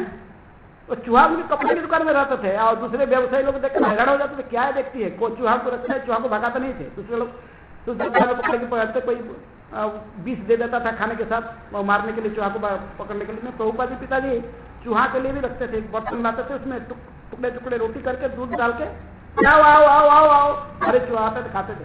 आज फिर अपने अपने जगह चले जाते, एक भी चूहा उनकी काटते नहीं। दुकान बंद करके दोपहर को आएंगे तो डेली 8-10 साधु लेकर चलते थे साथ में, अकेले नहीं, साधु पता है ये डेली आप साधु भोजन देगा, घर में लेके जाए। तो इसलिए कुछ लोग बैठ जाते थे कि लाल कपड़े वाले हैं, और इनको लेके आते थे। उनकी पत्नी रजनी देवी को पता था कि हमारे घर में तो सिर्फ 3-4 लोग हैं खाने वाले, लेकिन डेली 20 लोग का खाना बना पड़ेगा, क्योंकि ये लेके आएंगे कुछ लोग इधर, नहीं तो भूखे रहेंगे, सबको खिला के वो भूखे रह जाएंगे। प्रभुपाद जी पिताजी गौरमोहन दे प्रत्येक दिन लाते, साधु 8-10 बैठते थे, उनको खिलाते थे, और उनके लड़का को लाते थे अभय को, बोले अभय प्रणाम करो सबको है। इसलिए प्रभुपाद ने बात में जो कॉलेज के जीवन कहते थे, मैं साधु देख देख परेशान हो चुका हमारे घर में, साधु देखना नहीं मुझे, ये डेली प्रणाम करे, और बोले सबको प्रणाम करो, सब साधुओं को। और कहते थे कि मेरे लड़का को आशीर्वाद दो, जैसे राधारानी का भक्त बन जाए, राधारानी के भक्त बनेगा और भागवत का प्रचार पूरा विश्व में करेगा। तो साधुओं की भोजन कर, साधुओं की सेवा करना एक गृहस्थ का काम है, एक लिए खाना नहीं है। तो खाद्य बनाता है तो कृष्ण को अर्पण करें, और ब्राह्मण विष्णु को भोजन करा के फिर खाए, नहीं तो ते भुंजनते अधम पापा जे पच्यन्ते आत्म कारणात्, अपने के लिए कुकिंग करता खाता है, क्या खाता है वो, पाप खाता है। यज्ञोचिष्ट शिलोसंत मुच्यते सपति, यज्ञपति भगवान विष्णु को खिलाओ, फिर ब्राह्मण वैष्णव की सेवा करो, फिर गृहस्थ जीवन सार्थक होगा, आशीर्वाद लो ब्रह्म वैष्णव से। पिताजी ऐसे आशीर्वाद मांगते मांगते उसमें से कोई ना कोई संत था, और प्रभुपाद जी राधारानी के भक्त बने, पूरा दुनिया में भागवत के प्रचार किए। जैसे गृहस्थ की कर्तव्य है, गृहस्थ धर्म को कैसे निभाना, ये भी शास्त्र के आधार पर, यदि शास्त्र के आधार पर गृहस्थ जीवन को सही कोई निभाता है तो फिर उसकी जीवन धन्य है। कोई भी आश्रम में रहे, ब्रह्मचारी गृहस्थ बानप्रस्थ सन्यासी, लेकिन अपने आश्रम के नियम को ठीक से पालन करें, लेकिन इस कलि युग में बड़ा कठिन है आश्रम के नियम को, प्रत्येक आश्रम में रहकर नियम को पालन करना बड़ा कठिन है। लेकिन फिर भी युग धर्म तो कम से कम पालन कर सकते, क्या है, गृह थाको बने थाको सदा हरि बोले डाको, हरे कृष्ण कृष्ण कृष्ण हरे हरे, हरे राम राम राम हरे हरे। ये तो इसलिए, लेकिन फिर भी अपने आश्रम के नियम को इसको पालन करने के लिए यथासंभव हम प्रयास करना चाहिए। ब्रह्मचारी है, उसको कैसे स्त्रियों से दूर रहना, गुरु निर्देशन में सुबह शाम भिक्षा मांगना है। ब्रह्मचारी गुरुकुले वसंतांतो गुरोहितम, गुरु के लिए तो गुरु के आश्रम में रहकर सारी सेवा, संपूर्ण अपने जीवन को समर्पित गुरु की सेवा में करना। गुरु के आदेश उसके जीवन का लक्ष्य है, सब कुछ है। गुरु आदेश को कभी उल्लंघन नहीं, कोई आश्रम में कोई उल्लंघन नहीं करना चाहिए, गृहस्थ ब्रह्मचारी कोई। लेकिन ब्रह्मचारी विशेष उसमें गुरु के घर में रहता है, उसकी घर बार नहीं रहता है। ब्रह्मचारी और फ्लैट कहीं खरीद के रखेगा तो ब्रह्मचारी नहीं है। ब्रह्मचारी गुरु के घर में रहेगा। ब्रह्मचारी गुरुकुले वसंतांतो गुरोहितम आचरण दासवत नीच, गुरु सुदृढ़ सुहृद, गुरु को अपने दृढ़ भाव से अपने सुहृद मित्र एकमात्र जानते हुए उनके निर्देशन को कड़ाई से पालन करें। गुरु के आश्रम में रहकर गुरु निर्देशन पालन करता है। जो भिक्षा मांगेगा लाकर गुरु को देगा। ब्रह्मचारी बैलेंस नहीं रखेगा, बैंक बैलेंस नहीं, बैंक डिपॉजिट करके रखेगा तो वो ब्रह्मचारी नहीं है। पैसा आस्ते आस्ते होगा तो फिर उसकी मन इंद्रिय विचलित होंगे, फिर वो लाल कपड़े नहीं रहेगा। सिर्फ संचय करना गृहस्थ का नहीं, सॉरी ब्रह्मचारी का काम नहीं है। ब्रह्मचारी समर्पित रहेगा। उसी प्रकार नारद जी ने आगे भी 7वें स्कंध में 12वें अध्याय ब्रह्मचारी के बारे में 14वें अध्याय विशेष रूप में गृहस्थों को चर्चा करते हैं। वासुदेवार्पणं सख्या, सब कुछ वासुदेव में वो भी अर्पण करना चाहिए। कौन? गृहस्थ। गृहस्थ को भी जानना चाहिए सब कुछ वासुदेव के हैं, मेरा नहीं, मैं निमित्त हूँ। मैं मेरा को हटाना, किसी भी आश्रम में ये को हटाना, मैं मेरा, ये इसको हटाना चाहिए। और गुरु निर्देशन को ब्रह्मचारी भी पालन करना चाहिए और गृहस्थ आश्रम में रहकर भी गृहस्थ को भी पालन करना जरूरी है। गृहस्थ आध्यात्मिक जीवन स्वीकार किया, गुरु से प्रवेश किया, गुरु स्वीकार किया तो किसी भी आश्रम के लिए किसी अपराध न करे, नाम अपराध। गुरु के आदेश को अवज्ञा करना और साधारण समझना, इसलिए गुरु निर्देशन को पालन करें। तो इस प्रकार हम यदि ठीक ठीक से शास्त्र के निर्देशन को पालन करेंगे तभी हमारा जीवन सार्थक होगा। हम जो वैष्णव बने हैं, भक्ति करने के लिए आए हैं, तो हमारे लक्ष्य को हासिल कर पाएंगे। तो इसलिए यहाँ पर विशेष रूप में रुचि के मुनि ने गृहस्थ आश्रम में प्रवेश करने के लिए महाराज गादी के पास में आए और इनको कहे कि आपकी जो कन्या मुझे ज्ञान में दो। कहीं से सुने होंगे कन्या के कुछ गुण रूपों के बारे में उस समय, तो वो आकर इनको हाथ जोड़कर प्रार्थना करते कि आपकी कन्या मुझे भिक्षा रूप में दो, उसको दो, मैं इसको शादी करना चाहता हूँ। लेकिन सीधे अप्रोच करते थे, प्राचीन काल में ऐसे ही ब्राह्मण बोलते थे पिताजी को, लेकिन इन्होंने कहा तो राजा ने देखी, बोले ऋषि है, ब्राह्मण है, दान मांग रहा है और मैं गृहस्थ नहीं दूंगा तो अपराध भी होगा। लेकिन कुछ टाले, उसको टालना चाहते थे कि सोचते थे कि ये अयोग्य है, ये मेरे पत्नी ने, सॉरी मेरे जो कन्या इतनी सुंदरी है, गुणवती है, रूपवती है, और ये कहाँ से जंगल में रहने वाला तपस्वी है, ये कहाँ से देगा। लेकिन जो ये कहाँ से मेरे लड़की को लेकर मेंटेन करेगा अपने। लेकिन जो सही राजा होते जानते, स्वयंभू मनु जानते थे किनके बारे में, कर्दमुनि भी जोगी थे, जंगल में रहते थे। स्वयंभू मनु दे दिया अपने कन्या, अपने पुत्री को, किसको, देवहूति को, स्वयं जाकर दिए, स्वयं जाकर कर्दमुनि को दान दिए। यदि वो जंगल में रहते थे, मुनि ऐसा ही बैरागी थे। लेकिन यहाँ पर ये मांगने के लिए आए, लेकिन ये कह रहे नहीं, सोचे कि ये अयोग्य है, ये कैसे मेरा पुत्र को शादी करेगा। इसलिए वो बहाना करके कुछ बहाना के तौर पर उन्होंने कहे कि ठीक है मेरे पुत्री को तो दूंगा आपको शादी देने के लिए, कुछ जो कुछ चाहिए मुझे दहेज चाहिए, उल्टे शुल्क चाहिए। शुल्क वही देता है जो कन्यादान करता है, वही देता कन्या के साथ। लेकिन इन्होंने कहते कि नहीं, मुझे तो शुल्क चाहिए। क्या शुल्क चाहिए ना, श्याम कन्यानांग, ऐसे ही घोड़े मुझे दीजिए जिनकी कलर, जिनकी ज्योति चंद्रवत शाम, उज्ज्वल चंद्रमा के साथ, पूर्ण चंद्रमा के समान उनके शरीर की कांति बड़ा उज्ज्वल हो, और उनके एक एक कान श्याम वर्ण की हो, चाहे सीधे कान व उल्टे कान कैसे भी हो, श्याम वर्ण के एक एक कान रहे। ऐसे ही सहस्र दियतान, 1000 घोड़े मुझे ला के कहीं से दान में दे पाओगे तो फिर मेरे कन्या को प्राप्त करोगे, क्योंकि हम कुशी का वयम, मैं कुशी महाराज कुश की वंशज हूँ, हम लोग क्षत्रिय, वर्ण अलग है। जब वर्ण अलग अलग होता तो उनमें से जो शादी होता है, जो बच्चे जन्म होते हैं, उनको क्या कहते हैं? वर्ण संकर कहते हैं। लेकिन वर्ण संकर दो प्रकार के होते हैं, अनुलोम और प्रतिलोम। जो प्रतिलोम होता है, जो भी पिताजी की वर्ण हायर होता है और माताजी की वर्ण थोड़ा नीचे होता है कन्या की, तो इसको अनुलोम कहते हैं। ये वैदिक संस्कृति में सम्मत है, ऐसे ही शादी करना। लेकिन प्रतिलोम जब हो जाते हैं, माताजी ब्राह्मण की वर्ण होता है और पिताजी क्षत्रिय होता, तो वो अनुमोदन नहीं है प्रतिलोम। लेकिन यहाँ पर ये ठीक है, अनुलोम है, क्योंकि वो ब्राह्मण है और जो उसको चाहते वो क्षत्रिय पुत्री है। लेकिन फिर भी उनके पिताजी उनको क्या करना चाहते, मैंने कैसे ही ठोकर तो मैं देना नहीं चाहते थे लड़की को उनकी शादी, लेकिन इसलिए कहे तो आगे फिर पढ़ेंगे वो कैसे भी प्राप्त कर लें। फिर वरुण के पास जाएंगे और 100 घोड़े लेके आ जाएंगे। बहुत सुंदर आगे कहानी, जैसे शास्त्र में ख्याल है गाधी का पुत्र विश्वामित्र बना, वो कैसे बनेगा अगले श्लोक में इसकी आलोचना की गई है। रुचिक मुनि भी ब्रह्मर्षि थे और उनकी जब शादी हो गया कन्या के मैंने इनके साथ सत्यवती के साथ, सत्यवती की माँ भी जानती थी कि ये बड़े मैंने तेजस्वी और सिद्ध जोगी है, तो उन्होंने भी उनके पास में कामना की कि मेरे को भी एक पुत्र मिल जाए।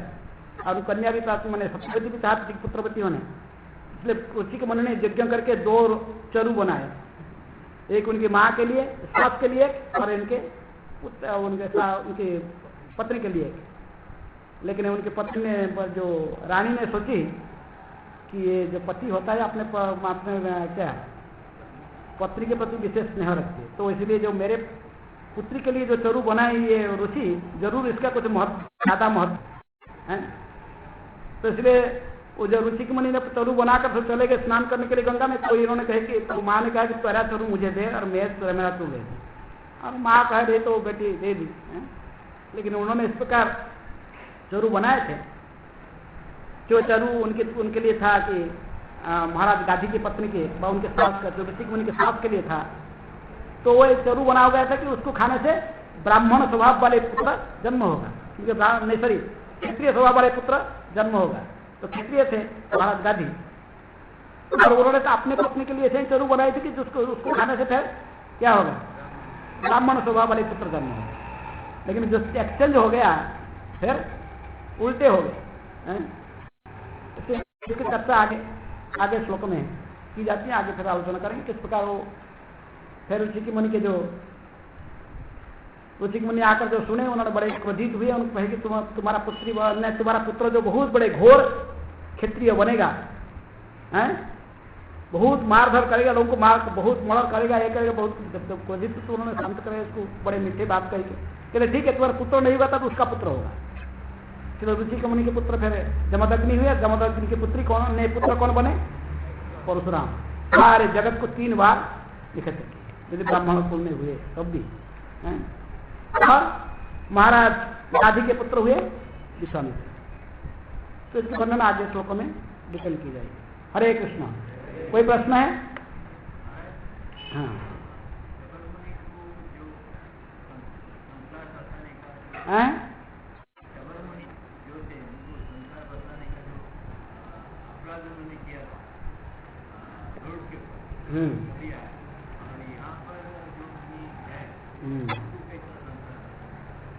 उनके इतिहास कुछ ऐसा नहीं, मैं कुछ जानता नहीं उनके इतिहास के कि वो, लेकिन उनके मन में शादी करने की इच्छा हो गई।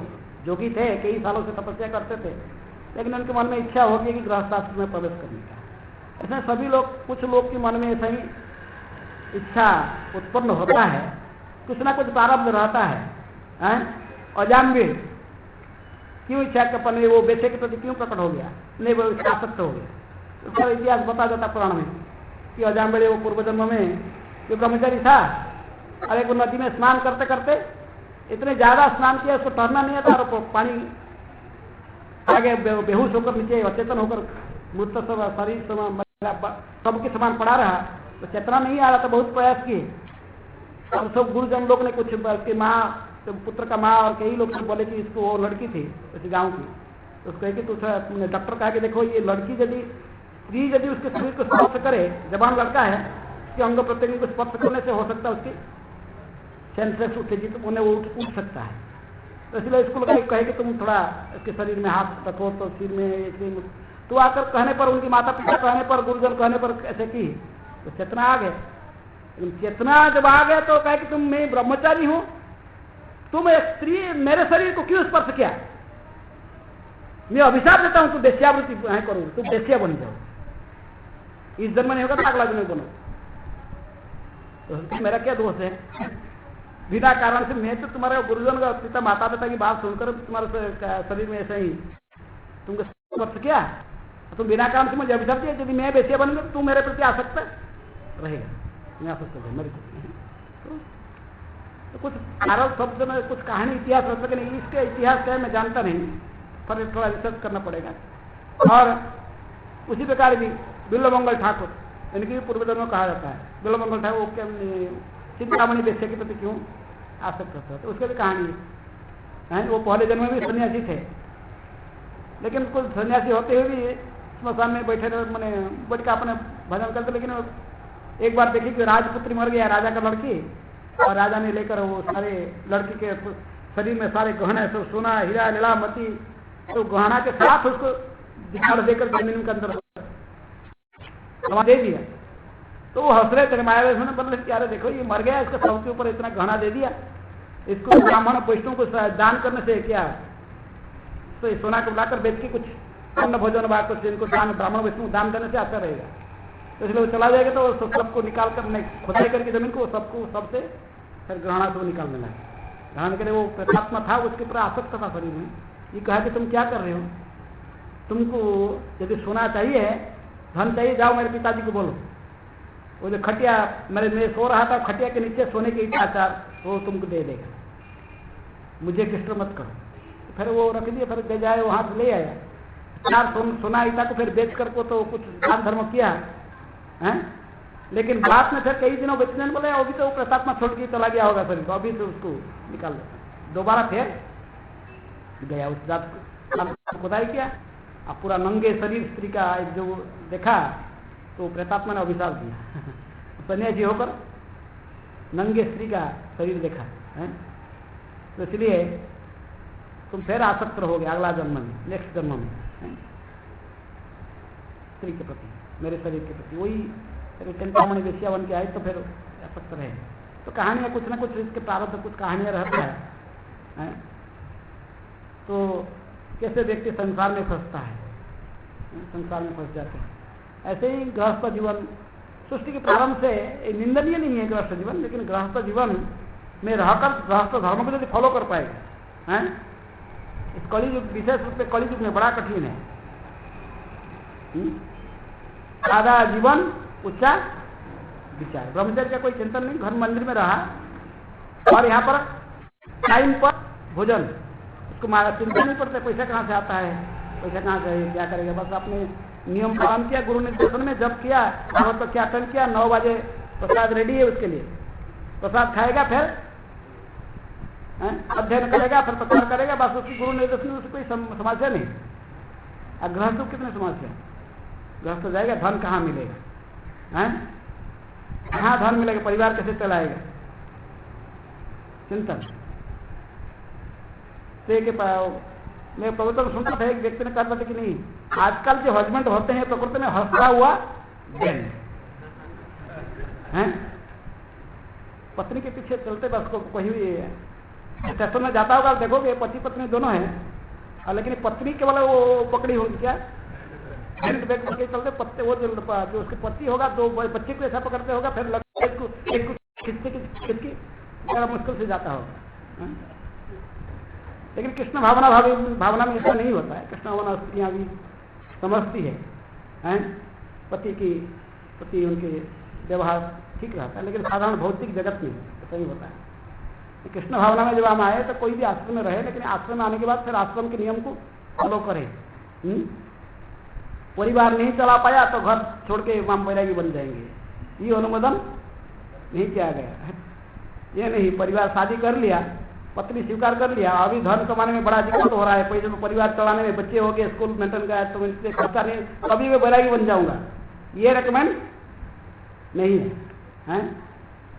अच्छे खाने में अभी तक इच्छा है, अच्छे खाना स्त्री संभोग की इच्छा भी है, कामनाएं नष्ट नहीं हुआ है, फिर नकली वैराग्य बनने को नहीं रखता है। हमें इसकर में देखते हैं कई लोग आते हैं, आकर इसकर जैन करते हैं, घर बार छोड़ देते हैं। हमारे वृंदावन में देखे कई लोग घर छोड़ के आ जाते हैं और पत्नी बच्चा सब छोड़ के पूरा बैरागी फिर आके जैन करते, फिर यहाँ आकर फिर कई साल के बाद 2-4 साल के बाद फिर दूसरे विदेशी लड़की लेकर फिर शादी करके कहीं भाग जाता है, इंग्लैंड, लंदन व अमेरिका कहीं भाग जाता है। ऐसा अनुमोदन नहीं है। गृहस्थ है तो गृहस्थ की नियम को पालन करे, पर अपने जमींदारी को भी निभाए। यदि इसको सच्चा वैराग्य आया व गुरु के निर्देशन है तो फॉलो करे। प्रभुपाद जी गृहस्थ आश्रम में थे, लेकिन वो त्यागना नहीं चाहते थे। सोचते थे कि बात उनके गुरु जी ने 1945 में एक बार स्वप्न में आए, कह के अभय अभी संन्यास लेना है, प्रचार में निकलो। हैं तो प्रभुपाद ने सोचते थे कि इतना बड़े परिवार है, मेरे बच्चे हैं, पत्नी, इनके सारे 5 बच्चे, 2 लड़के, 2 लड़के, 3 लड़की, इनकी सब शादी कराना है, ये कितनी जमींदारी में कैसे भी संन्यास असंभव। फिर 2 साल के बाद फिर आ गए, फिर 3 बार आ गए। तो उनके गुरु जी बार बार आकर आदेश दिए, यानी कि प्रभुपाद में जमींदारी से ऐसे छोड़ के संन्यास नहीं, गुरु निर्देशन में। इसलिए गुरु आपको प्रोत्साहित करता है तभी, यही नहीं कि मेरे जमींदारी में चला नहीं पा रहा हूँ इसलिए परिवार को संभाल नहीं पा रहा हूँ, इसलिए अभी इसकर में कड़क नियम है। कोई गृहस्थ को संन्यास लेना है, उसकी पत्नी का साइन चाहिए, नो ऑब्जेक्शन। पत्नी ने साइन नहीं करेगी तो संन्यास नहीं मिलने वाला किसी गृहस्थ। उसका अपने जमींदार को ठीक से निभाना चाहिए। इस प्रकार के ब्रह्मचारी को भी ब्रह्मचर्य आश्रम में रहकर अपने नियम को फॉलो करें, गुरु के निर्देशन में, गुरु घर में रहकर जो कुछ लाया गुरु को दें, गुरु की प्रशंसा के लिए फुल डेडिकेशन के लिए इसको मौका मिला, भाग्यवान है कौन। ठीक है, और कोई प्रश्न है? हरे कृष्णा। ग्रंथराज श्रीमद् भागवतम की, श्रील प्रभुपाद की।